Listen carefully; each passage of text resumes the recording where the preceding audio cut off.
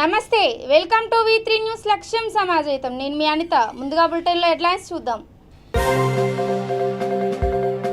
ఈత సరదా ప్రాణాలను బలిగొంది లక్నవరం సరస్సులో యువకుడు మృతి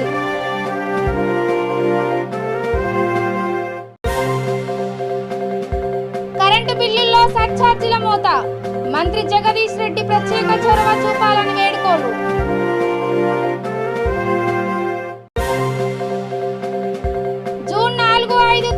కాంగ్రెస్ చింతన సదస్సు సంస్థాగత రాజకీయ ఆర్థిక అంశాలపై డిక్లరేషన్ ప్రకటన లాకప్ డెత్ వదంతులు నమ్మవద్దు ప్రజలకు DIG పాల్రాజు సూచన ఇక డీటెయిల్స్ చూస్తే కరెంటు వినియోగం సప్లైలో దేశానికి ఆదర్శంగా నిలుస్తున్న తెలంగాణలో ఇప్పుడు కరెంటు బిల్లుల్లో సర్ఛార్జీలు కలిపి సామాన్యుడు నడ్డి విరుస్తున్నారు. ఇటీవల విద్యుత్ బిల్లులు పెరిగిన విషయం అందరికీ తెలిసిందే. అదే భారంగా ఉండగా సామాన్యుడిపై సర్ఛార్జీల రూపంలో అదనపు భారం పడింది. సర్ఛార్జీలు కట్టకపోతే కనెక్షన్ తొలగిస్తామని లైన్మెన్ సిబ్బంది హెచ్చరిస్తున్నారు. సర్ఛార్జీల విషయంలో మంత్రి జగదీష్ రెడ్డి ప్రత్యేక చొరవ కనపర్చాలని సామాన్య ప్రజలు కోరుతున్నారు.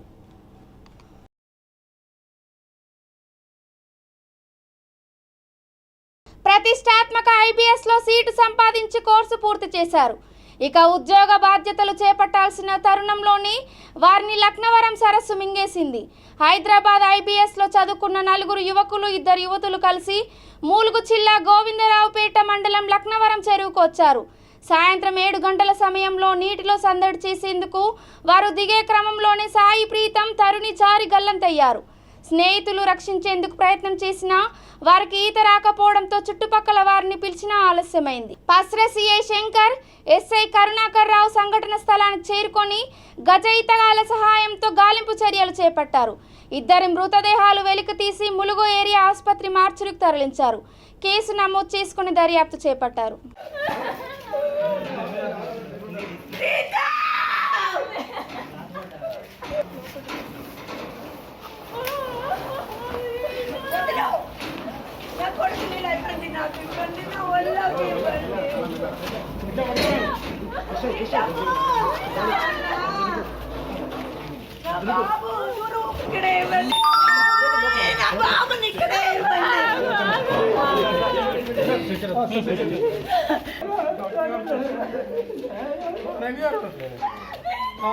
ఇది ఇమోషన్ కాదు, ప్రాక్టికల్ రిక్వెస్ట్.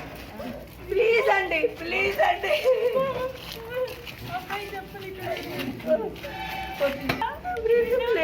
నేను వచ్చేన్రా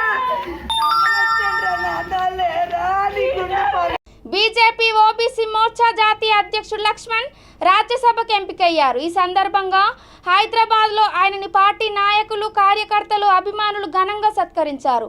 తనని ఎంపీగా ఎంపిక చేసినందుకు లక్ష్మణ్ పార్టీ అధిష్టానానికి కృతజ్ఞతలు తెలిపారు.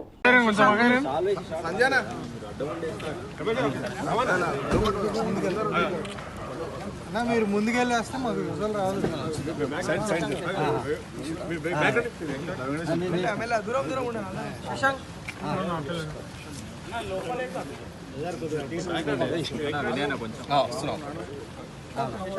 डॉक्टर लक्ष्मण गारी नायकत्व, लक्ष्मण जी संघर्ष करो, हम तुम्हारे साथ हैं. डॉक्टर लक्ष्मण गारी नायकत्व, लक्ष्मण जी संघर्ष करो, हम तुम्हारे साथ हैं. लक्ष्मण जी संघर्ष करो, हम तुम्हारे साथ हैं. लक्ष्मण गारी नायकत्व, लक्ष्मण गारी नायकत्व ప్రకటించడం వెంటనే హుటాహుటిగా బయలుదేరి లక్నోకి వచ్చి నామినేషన్ దాఖలు చేయడం నిజంగా నేను చాలా గర్వపడుతున్నాను. అంటే నాకు ఎటువంటి రాజకీయ నేపథ్యం లేని కుటుంబం నుంచి వచ్చిన ఒక సామాన్య కార్యకర్త.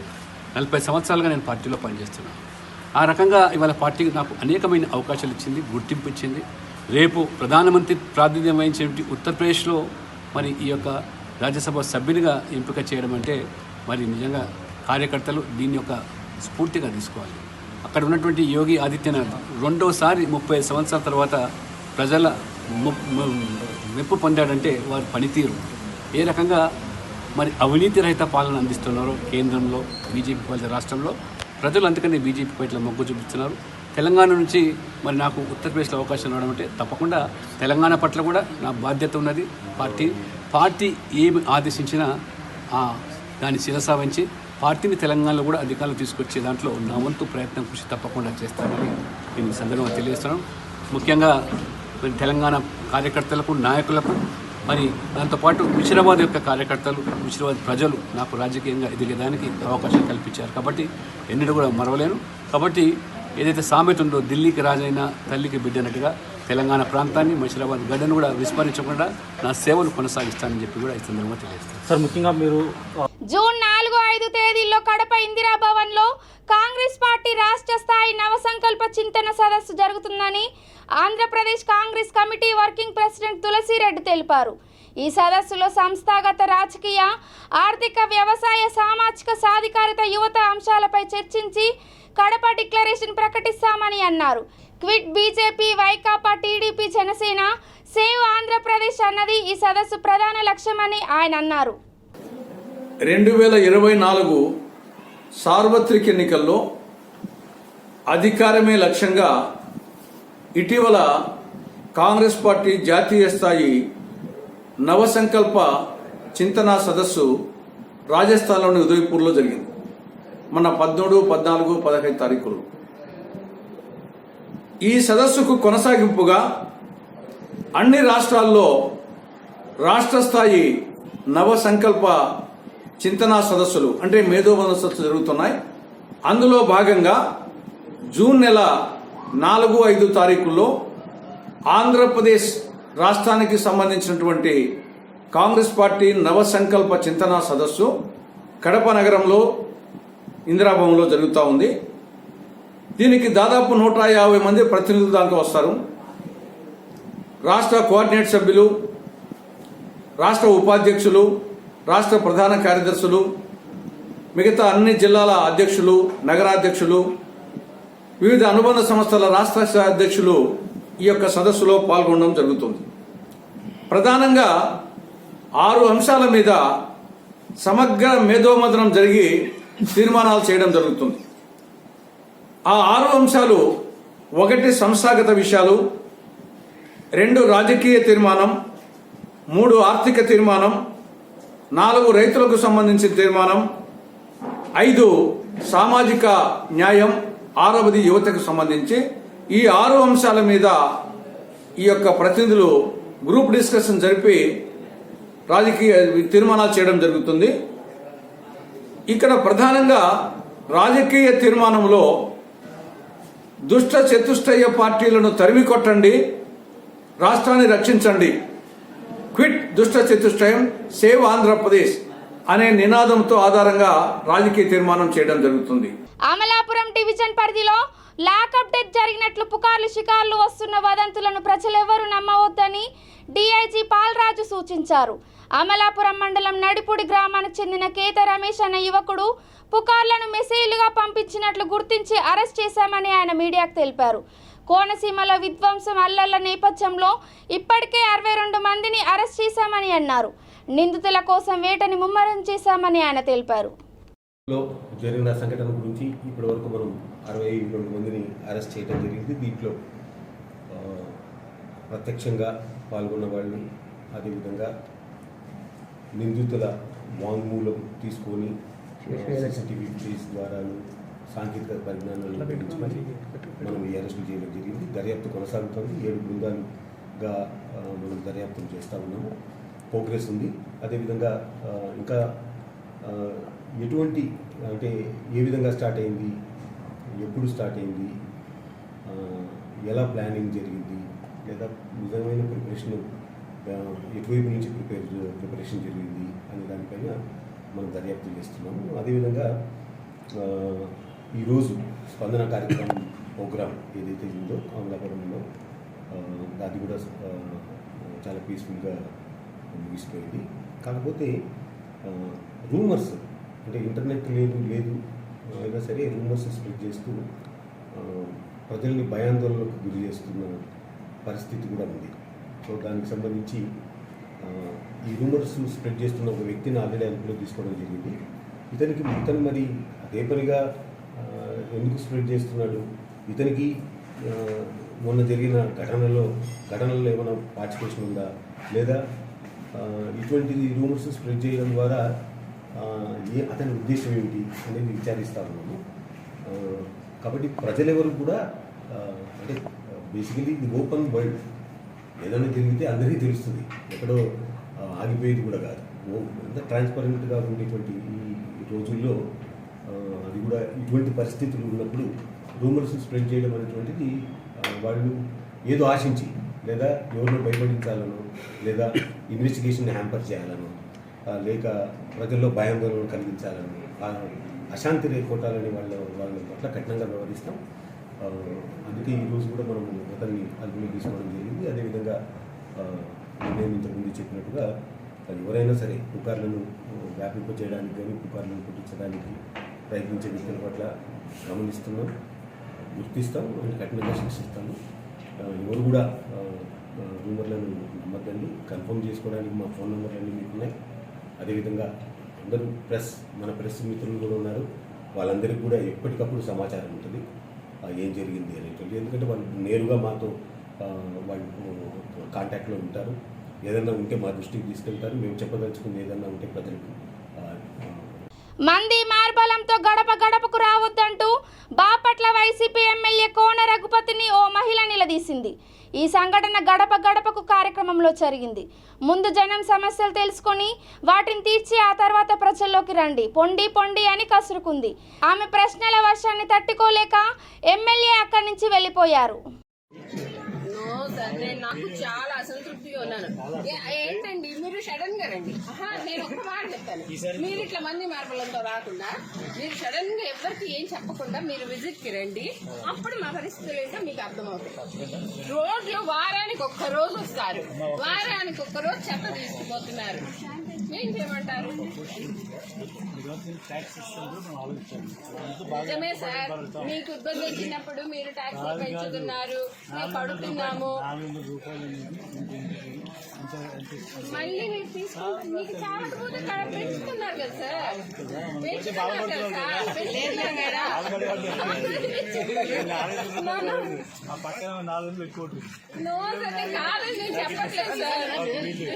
ఉస్మానియా మార్చిరి కాంట్రాక్ట్ ఉద్యోగి రాజుని సస్పెండ్ చేసినట్లు ఆసుపత్రి సూపరింటెండెంట్ నాగేందర్ తెలిపారు. 1000 రూపాయలు ఇస్తేనే మృతదేహాన్ని లోపలికి అనుమతిస్తానని మార్చురు సిబ్బంది అనడం సరైనది కాదని ఆయన అన్నారు. ఆసుపత్రిలో ఫిర్యాదులు, సూచనలు, సలహాల కోసం ఫిర్యాదు బాక్స్ ఏర్పాటు చేశామని ఆయన తెలిపారు.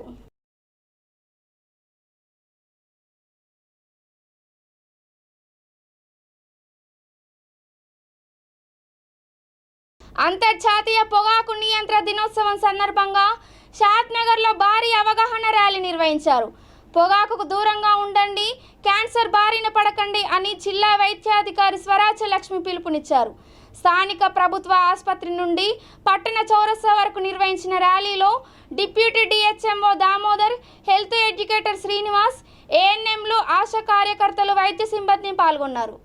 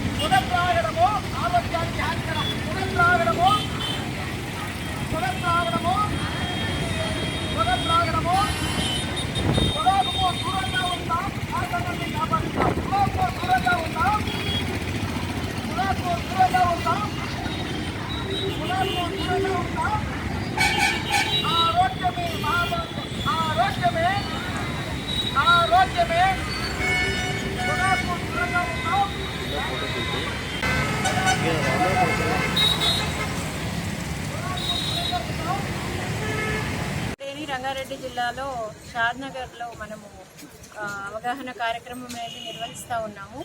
సో మీకు అందరికీ తెలుసు, పొగాకు తీసుకోవడం వల్ల చాలా అనర్థాలు వస్తాయి. మెజారిటీ వాళ్ళు ఆ నోటి క్యాన్సర్తో బాధపడడం, అలాగే లంగ్ క్యాన్సర్తో బాధపడడం, ఇవన్నీ కూడా మనకు చూస్తూనే ఉంటాం మన చుట్టుపక్కల కూడా. సో ఇప్పుడు ఏంటంటే చాలామందికి అవగాహన వచ్చినప్పటికీ కూడా ఈ సిగరెట్స్ అని, తర్వాత ఈ పొగాకు, తంబాకు, చూయింగ్ అని, ఇవన్నీ కూడా మనం ఇంకా విలేజ్ టైప్లో అక్కడక్కడ జరుగుతూనే ఉన్నాయి. ఖచ్చితంగా మనము ఇది అవగాహన వల్లనే మార్పు అనేది తీసుకురాగలడం.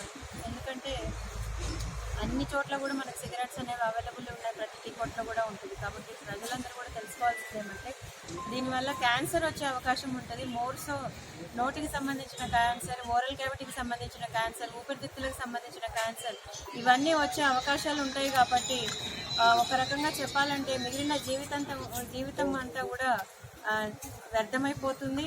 వాళ్ళు కొన్ని మనం చూస్తూ ఉంటాం ఈ యాడ్స్లో వాటిలో కూడా ఒకసారి కొన్నిసార్లు వాళ్ళు ఆహారం నోటి ద్వారా తీసుకోవడానికి కూడా చాలా కష్టమైన పరిస్థితిలో ఉంటుంది. సో ఇవాళ ఈ మే 31వ తారీఖున ఈ నో టొబాకో డేని మనం సెలబ్రేట్ చేస్తూ ఉన్నాము. ప్రజలందరూ కూడా దీన్ని గుర్తించి పొగాకు దూరంగా ఉండాలని, క్యాన్సర్ బారిన పడకుండా కూడా అందరూ తగిన జాగ్రత్తలు తీసుకోవాలని తెలియజేస్తాం. ప్రజలు కోరుకున్న విధంగా అభివృద్ధి పనులు చేస్తున్నామని రాజేంద్రనగర్ ఎమ్మెల్యే ప్రకాష్ గౌడ్ అన్నారు.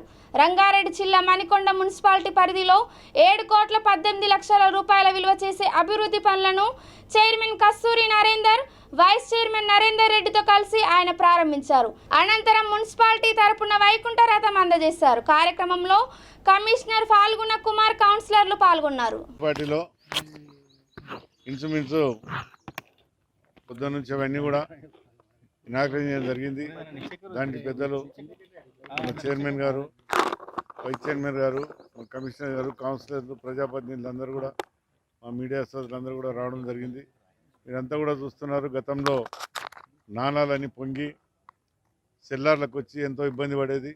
ఈరోజు దాన్ని అన్ని కూడా 7,18,00,000తో మొత్తం అన్ని కూడా ప్రారంభం జరిగింది.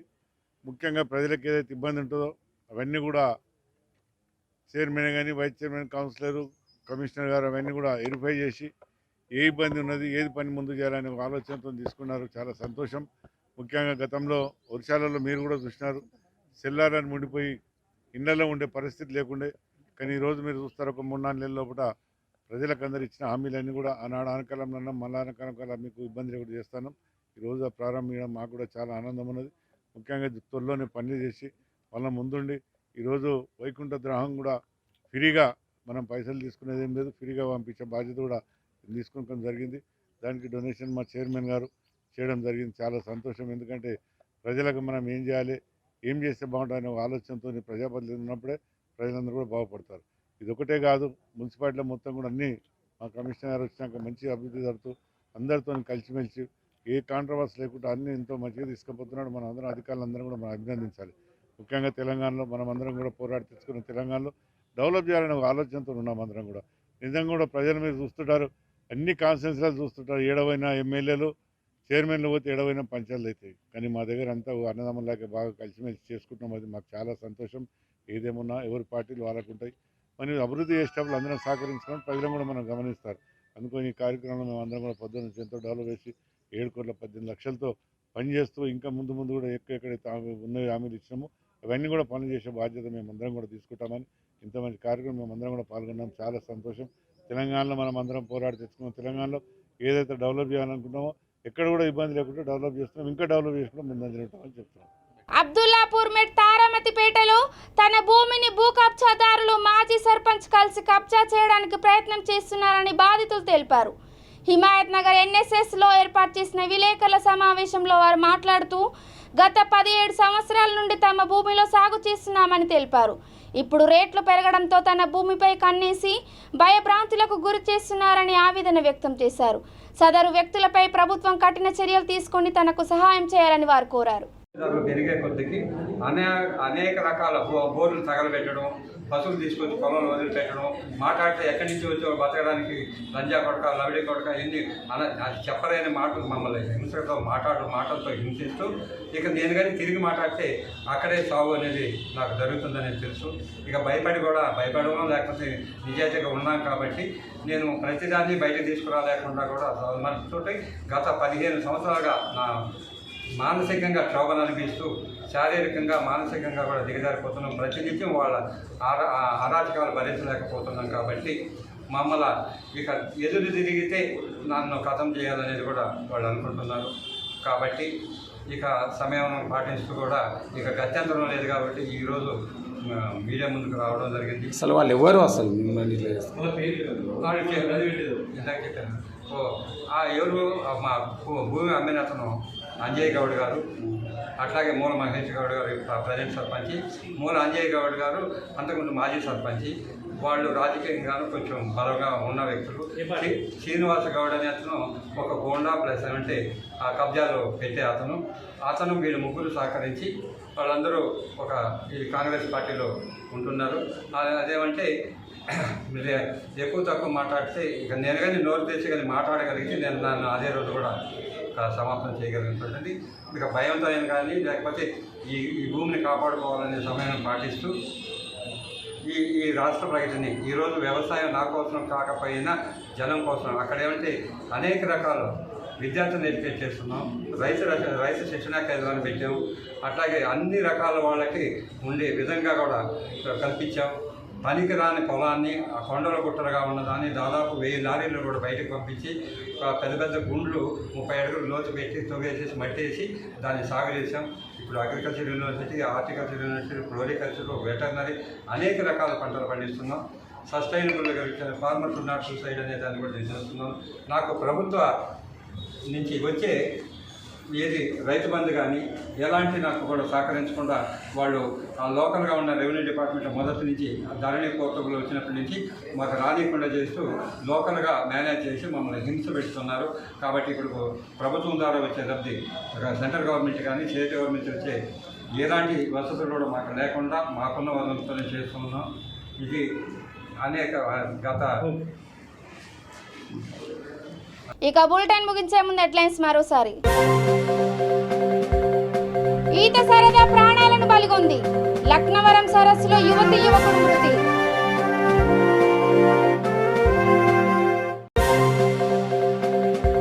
కరెంటు బిల్లుల్లో సర్ఛార్జీల మోత. మంత్రి జగదీష్ రెడ్డి ప్రత్యేక చొరవ చూపాలని వేడుకోలు.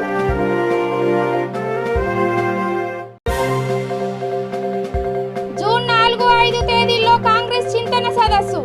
సంస్థాగత రాజకీయ ఆర్థిక అంశాలపై డిక్లరేషన్ ప్రకటన. లాకప్ డెత్ వదంతులు నమ్మవద్దు. ప్రజలకు డీఐజీ పాల్రాజు సూచన. ఇవి ఇప్పటి వరకు ఉన్న అప్డేట్స్. చూస్తూనే ఉండండి V3 న్యూస్. లక్ష్యం సమాజైతం. నమస్కారం.